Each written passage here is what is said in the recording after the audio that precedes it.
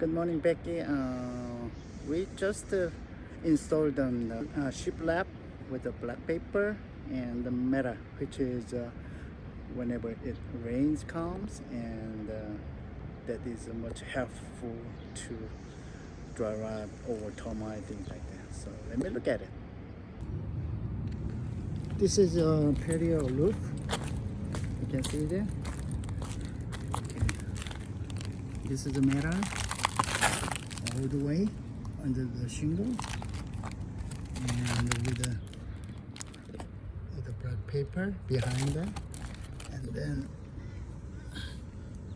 the Shiplap black paper metal.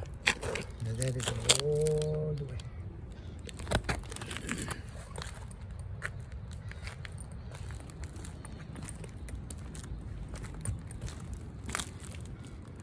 Looking good.